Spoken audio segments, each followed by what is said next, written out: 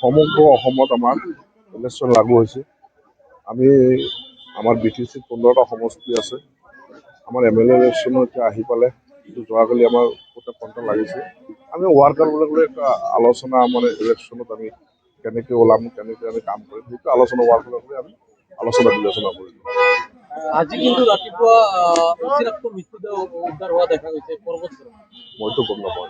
এতিয়াও শক্তি কোনোবাই নিৰ্বাচনৰ আগত ষড়যন্ত্ৰ কৰা বুলি মই এইটো গমেই নাপাওঁ, যিটো মই এইটো কমনে দিব নোৱাৰিম। মই আজি এতিয়াহে শুনি পালোঁ, মই গমেই পোৱা নাই। ৰাতিপুৱা পৰা মই মিটিঙত সেইটো বিষয়ে মই কমন দিব নোৱাৰিম।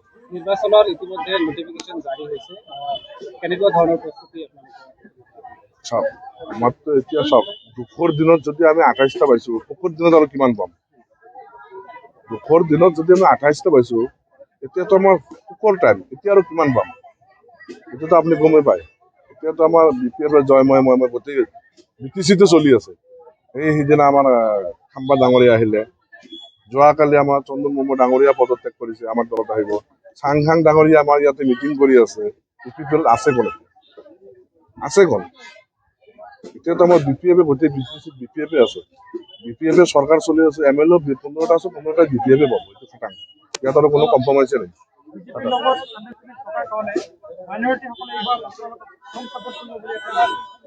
চাওক, মই এটা কথা কওঁ, আমি BJP হিচাপে, আমি NDA হিচাপে একজোট হৈ খেলি আছো। ইয়াত BJP BPF কোনো কথা নাই। আমি NDA হৈ খেলি আছো। চাওক, আমি NDA হৈ খেলিলে আমাৰ BTC কি লাগে? ডেভেলপ লাগে। আমি ডেভেলপৰ স্বাৰ্থত, উন্নয়নৰ স্বাৰ্থত আমি NDAৰ লগত লগ লাগিহে আমি ইলেকশ্যন খেলি আছো। ইয়াত কোনো BJP BPF কোনো কথা নাহে। আমি NDA হৈ খেলি আছো। আমি 15টাতে NDA হৈ খেলিম। এইটো আমাৰ হাইকমাণ্ডে অলৰেডি মোটামুটি ধৰক 18-20 তাৰিখৰ ভিতৰতে ক্লিয়াৰ কৰিছে।